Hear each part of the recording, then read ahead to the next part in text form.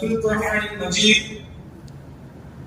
إن الله وملائكته يصلون على النبي يا أيها الذين آمنوا صلوا عليه وسلموا تسليما اللهم صل وسلم على رسولك سيدنا ونبينا ومولانا محمد وعلى آل سيدنا محمد وبارك وسلم عليه الحمد لله.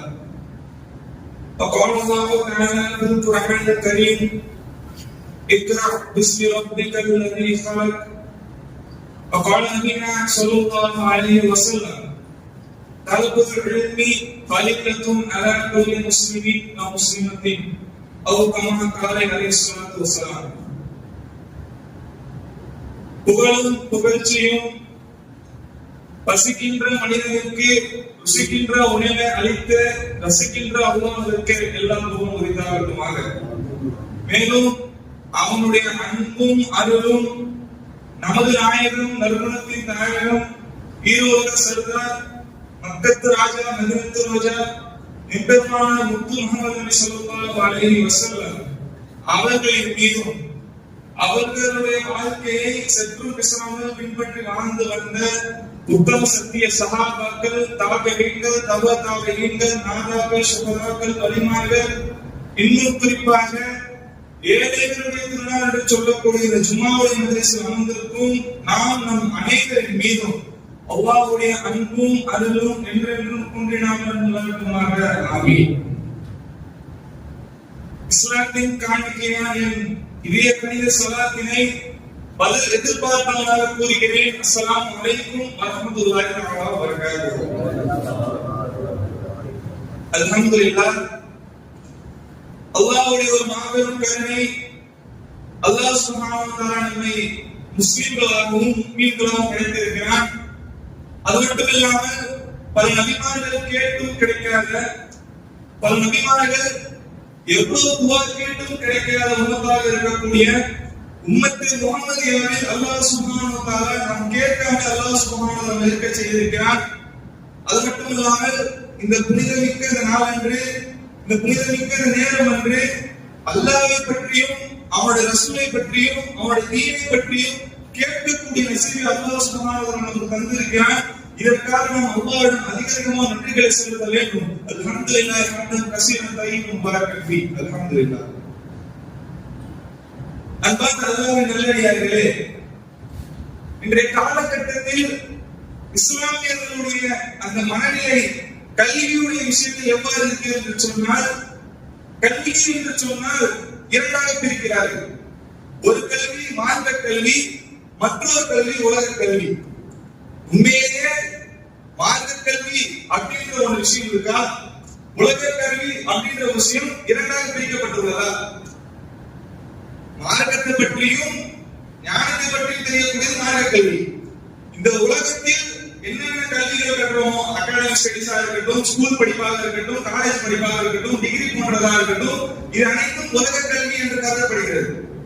இப்படி உண்மையிலேயே கல்வி என்பது இரண்டாக பிரிக்கப்பட்டுள்ளதா என்று பார்த்தீங்கன்னா, கல்வி என்ற ஒரு விஷயத்தை நான் பார்க்கும் பொழுது நாயகம் ஸல்லல்லாஹு அலைஹி வஸல்லம் அவர்கள் வாழ்க்கையில் நடந்த ஏகப்பட்ட சம்பவங்கள் நமக்கு ஞாபகம் வருகிறது.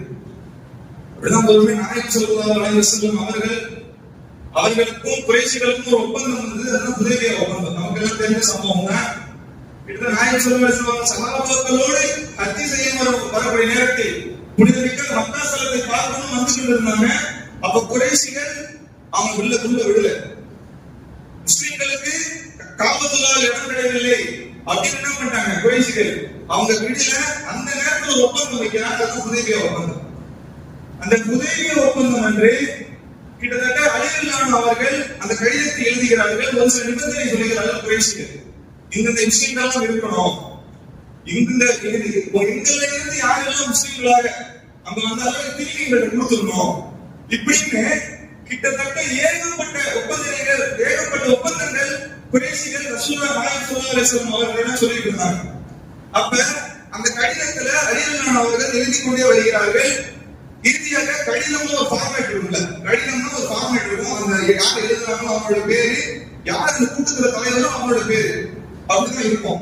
அப்ப கடைசியாக அலிரலியல்லாஹு எழுதுகிறார்கள் முஹம்மது ரசூலுல்லாஹ் அப்படின்ற விஷயத்தை கடிதத்தை முடிச்சுட்டு கடிதத்தை கொடுக்கும் பொழுது இதை பார்த்து குறைசிகள் சொல்லுகிறார்கள், நாங்கள் முகமதை ரசூலாக ஏற்றுக்கொள்ளவில்லை, நாங்கள் முகமதை அல்லாஹ்வுடைய தூதராக நாம் ஏற்றுக்கொள்ளவில்லை, நீங்க எப்படி முகமது ரசூலுல்லாஹ்னு எழுதலாம், நீங்க எப்படி முகமது ரசூலுல்லாஹ்னு எழுதலாம், அதெல்லாம் கிடையாது. நீங்க என்ன பண்ணுங்கன்னா அந்த ரசூலுல்லாஹ் அல்லாஹ்வுடைய தூதர் அதை எடுத்துங்க, அந்த வார்த்தையை எடுத்துங்க அப்படின்னு சொன்ன உடனே அங்க இருந்த சஹாபாக்கள் எல்லாம் கோபத்தில் அவளோட கோபம் உச்சகட்டமாக ஆகியது. எப்படி நாயகம் ஸல்லல்லாஹு அலைஹி வஸல்லம் அவர்கள் இறைத்தூதர் இல்லைன்னு எப்படி சொல்ல முடியும்? நான் எடுக்க மாட்டேன் என்று சஹாபாக்கள் கோபப்பட்டார்கள். அப்ப நாயகம் ஸல்லல்லாஹு அலைஹி வஸல்லம் அவர்கள் மௌனம் காக்க சொன்னார்கள், அடியே அந்த ரசூலுல்லாஹ் எடுத்துங்க, அந்த ரசூலுல்லாஹ் எடுத்துங்க அப்படின்னு சொன்ன உடனே அலிஹ் சொன்னாங்க, இல்லை ரசூலுல்லாஹ், எனக்கு எடுப்பதற்கான சக்தி எனக்கு இல்லை, என்னால் எடுக்க முடியாது ரசூலுல்லாஹ் அப்படின்னு சொன்ன உடனே நாயகம் ஸல்லல்லாஹு அலைஹி வஸல்லம் அவர்கள் புன்னையிட்டு நாயகம் ஸல்லல்லாஹு அலைஹி வஸல்லம் கடிதத்தை வாங்கி அவர்களுக்கு அந்த கரத்தான அந்த பேனாவை எடுத்து அந்த ரசூலுல்லாஹ் என்ற விஷயத்தை அழைத்து விட்டு முஹம்மது இப்னு அப்துல்லா அப்படின்னு எழுதி கொடுத்தாங்க. இந்த சம்பவத்தை நாம் கவனிக்கக்கூடிய விஷயம் என்னன்னு சொன்னால், நாயகம் ஸல்லல்லாஹு அலைஹி வஸல்லம் அவர்கள் குறைஷிகளுக்கு ஏகப்பட்ட மோசடிகள் செஞ்சு காட்டியிருக்காங்க, ஏகப்பட்ட ஆட்களை காட்டியிருக்காங்க. ஒரு முறை அபூஜஹல் நம்ம தெரிஞ்ச சமூகம், அபூஜஹல் என்ன பண்ணுவான், நாயகம் ஸல்லல்லாஹு அலைஹி வஸல்லம் அவங்கள்ட்ட ஓபன் சேனல் இருக்குவான், முடிஞ்சா அந்த வானத்துல நிலவ குழந்தை காட்டுவோம் அப்படின்னு சொல்லுவோம், முடிஞ்சா வானத்துல நிலவ இருக்குல்ல அது ரெண்டா குழந்தை காட்டி இஸ்லாத்துக்கு போவாங்க. நாயகம் ஸல்லல்லாஹு அலைஹி வஸல்லம் அல்லாஹ் கிட்ட துஆ கேட்பாங்க, அல்லாஹ்வுடைய அந்த சக்தியை கொண்டு நாயகம் ஸல்லல்லாஹு அலைஹி வஸல்லம் அந்த இடத்துல ஒரு மோஜிசா செய்வாங்க, நிலவு இரண்டாக பிளந்தது. இந்த காலகட்டத்துல நாம் இருக்கிறோம், நிலவு இருக்கு, நிலவு இரண்டா பிளந்தா நம்ம எப்படி பார்ப்போம், பெரிய அதிசயமா பார்ப்போம், இப்ப நிலவு ரெண்டா பிளந்துச்சு யாரா பிளந்தா அப்படின்னு சொல்லிட்டு ஒரு கிட்டத்தட்ட வருஷ கணக்கா அதை பத்தி ஆராய்ச்சி பண்ணிட்டு இருக்கோம். ஆனா அந்த காலகட்டத்துல நிலவை நாயகம் ஸல்லல்லாஹு அலைஹி வஸல்லம் அவர்கள் பிளந்தும் கூட அபூஜஹல் சொன்ன வார்த்தை என்னவென்று சொன்னால், முகமதே உன்ன மாதிரி ஒரு பெரியவான சூனியக்காரன் நான் பார்த்ததே இல்லப்பா, உன்ன மாதிரி ஒரு பெரிய சூனியக்காரன் நான் பார்த்ததே கிடையாது, எப்படி நம்ம சூனியெல்லாம் வைக்கிறேன்னு சொல்லிட்டு நாயகம் ஸல்லல்லாஹு அலைஹி வஸல்லம் செஞ்ச ஒரு மோஜிசாத்தை தட்டி கழித்து கொண்டு அது ஒரு ஆச்சரியமா கூட பார்க்காம செஞ்சிருக்கிறார் அபூஜஹல். ஆனால் இந்த ஹுதைபியா சம்பவம் இருக்கு அல்லவா, இந்த சம்பவத்தில் கிட்டத்தட்ட அங்க இருந்த எல்லா குறைஷிகளும் ஆச்சரியப்பட்டார்கள். ஏன் ஆச்சரியப்பட்டார்கள்?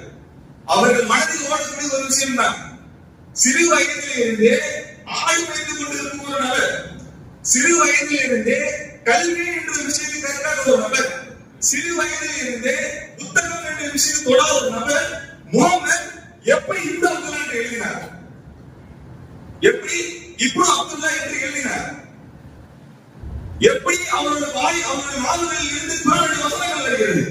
கிட்டத்தட்ட படிச்ச மேலாளி கூட இப்படி பேச மாட்டான், ஆனா முகமது வாரியில் இருந்து முகமது நாவுகளில் இருந்து அல்லாஹ்வுடைய வசனம் குர்ஆனுடைய வசனம் எப்படி இவ்வளவு தாக்கத்தை ஏற்படுகிறது மக்கள் மத்தியிலே என்று குறைஷிகள் அந்த சமயத்திலே மிகவும் வேந்து போனார்கள்.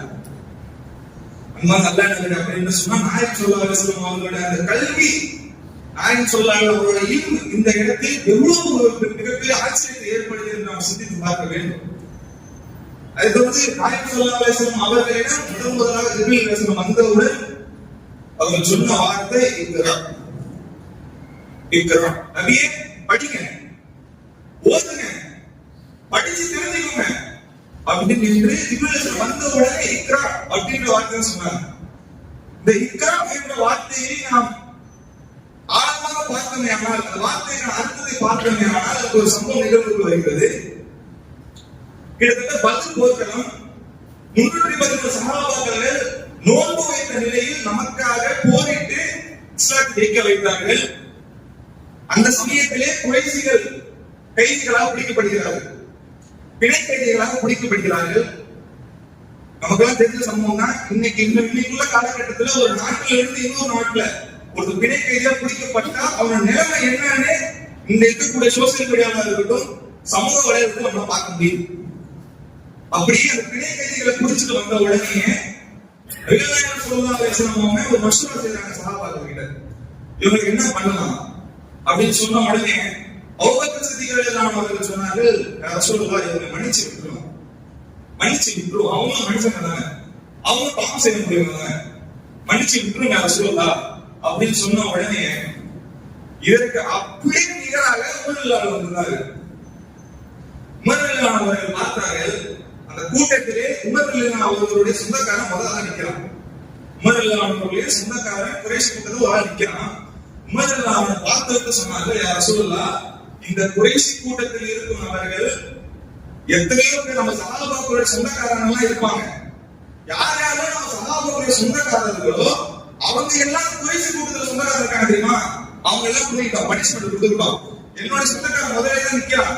நான் என்ன பண்றேன், அவங்க தண்டனை நான் கொடுக்குறேன் சொல்லுவேன், சும்மா விடக்கூடாது சொன்னாங்க. அப்ப அந்த நேரத்துல ரசூல் என்ன பண்றாங்க, ஒரு சிறிய ஒரு ஆலோசனை செய்யறாங்க.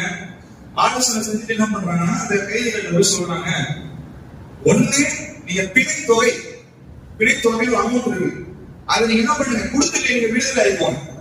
அப்படி இல்லைன்னா உங்ககிட்ட இருந்து தெரிஞ்ச கல்வியை தெரியாதவங்க சொல்லி கொடுத்துருப்பாங்க, உங்ககிட்ட தெரிஞ்ச விஷயத்த இங்க உள்ள தெரியாதவங்க சொல்லி கொடுத்துருப்போங்க, சொல்லி கொடுத்து விடுதலை ஆயிப்போங்க அப்படின்னு நாயகம் ஸல்லல்லாஹு அலைஹி வஸல்லம் சொன்னாரு. இந்த சம்பவத்தில் நாம் கவனிக்கக்கூடிய விஷயம் என்னன்னு சொன்னால், நாயகம் யாரிடம் சொன்னார்கள், உங்க தெரிஞ்ச விஷயத்தை தெளிவா சொல்லிக் கொடுங்கன்னு குறைஷிகளிடம் சொன்னாரு.